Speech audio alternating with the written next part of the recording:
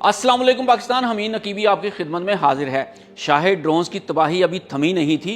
दुश्मन अभी संभलने और इस नई आफत को समझने की कोशिश ही कर रहा था कि ईरान ने शाहिद का भी बाप मैदान में उतार दिया है।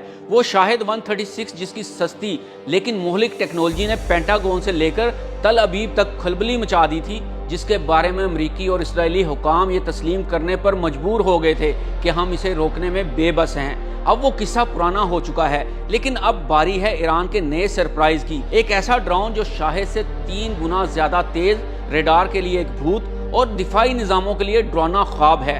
जी हाँ, हम बात कर रहे हैं हदीद 110 की। आज की इस खसूसी रिपोर्ट में हम डी कोड करेंगे कि ईरान का यह नया जेट बम्बार आखिर है क्या, इसकी रफ्तार, इसकी रेंज और वो टेक्नोलॉजी जिसने इसे शाहिद से भी ज्यादा खतरनाक बना दिया है। क्या ये वाकई अमेरिका और इसराइल के नाकाबिले तस्खीर समझे जाने वाले दिफाई हिसार को रद्दी का ढेर बना देगा? चलिए हकीकतों की तहों को खोलते हैं। 6 और 7 मार्च 2026 की दरमियानी रात को ईरान ने अपने नए ड्रोन हदीद 110 का इस्तेमाल पहली बार जंगी कार्रवाइयों में किया, जिसकी इस्लामी इनकलाबी गार्ड्स ने तस्दीक की। ये 510 किलोमीटर फी घंटा से ज्यादा तेज रफ्तार है, रडार पर कम नजर आने वाला है और तकरीबन 30 किलोग्राम वॉर हेड लेकर जा सकता है।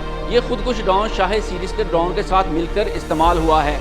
इस अरसे में इस ड्रोन से अमेरिका और इसराइल के इलाकाई अहदाफ पर हमले किए गए, जो बहुत कामयाब रहे और दुश्मन एक बार फिर से बुखलाहट का शिकार हो चुका है। तो आइए जानते हैं कि शाहिद ड्रोन और हदीद 110 में क्या फ़र्क है। नाज़रीन, शाहिद 136 एक पिस्टन इंजन ड्रोन था जिसकी आवाज़ दूर से पहचानी जा सकती थी, लेकिन हदीद एक बिल्कुल मुख्तलिफ बला है। ये ईरान का पहला बाकायदा टर्बो जेट खुदकुश ड्रोन है। माहिरीन इसे शाहिद का अपग्रेड नहीं बल्कि एक नई नस्ल का हथियार करार दे रहे हैं। आइए बात करते हैं इन अदादो शुमार की जो इस ड्रोन को मुहलिक बनाते हैं। पहली बात, इसकी रफ्तार। जहां आम ड्रोन 180 किलोमीटर फी घंटा की रफ्तार से चलते हैं, हदीद 110 की रफ्तार 510 किलोमीटर फी घंटा से भी तजावज़ कर जाती है। इसका मतलब है कि ये हदफ पर हुकाब की तरह झपटता है, जिससे आयरन डोम जैसे सिस्टम को रिएक्ट करने का वक्त ही नहीं मिलता। दूसरी बात, इसके परों की बनावट ऐसी है कि ये रडार की लहरों को जज़ब कर लेता है।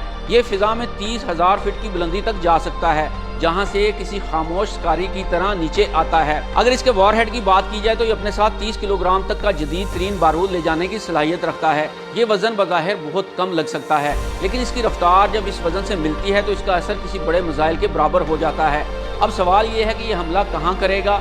हदीद 110 की रेंज 350 किलोमीटर है। अब आप सोच रहे होंगे कि ये तो बहुत कम है, लेकिन असल खेल यहीं छुपा है। ईरान ने इसे सरहद पार से बराह रास्त हमले की बजाय अपने इलाकाई इत्तेहादियों के लिए डिज़ाइन किया है, शाम, लुबनान या इराक से। अगर ये ड्रोन लॉन्च किया जाए तो इसराइल का कोई भी शहर इसकी पहुंच से बाहर नहीं है। अमेरिका और इसराइल के लिए सबसे बड़ी सरदर्दी ड्रोन स्वाम है, यानी आगे आगे सुस्त रफ्तार ड्रोन्स का झुंड हो जो दिफाई मिसाइलों को ज़ाया करवा दे और इनके पीछे पीछे गोली की रफ्तार से हदीद 110 आ रहे हों।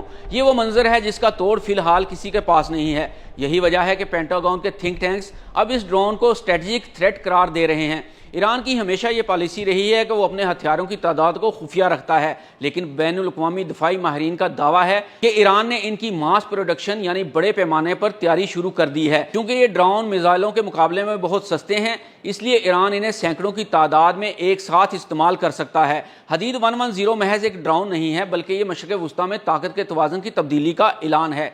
ये साबित करता है कि पाबंदियों के बावजूद ईरान के ड्रोन टेक्नोलॉजी अब इस मुकाम पर पहुंच चुकी है जहां इसे रोकना नामुमकिन होता जा रहा है। क्या दुनिया एक नए और खौफनाक जंग के दहाने पर खड़ी है? क्या ये जेट ड्रोन मुस्तकबिल की जंगों का रुख बदल देंगे? अपनी राय कमेंट्स में ज़रूर बताएं। हमीद नकीबी को इजाज़त दीजिए। अल्लाह हाफिज़।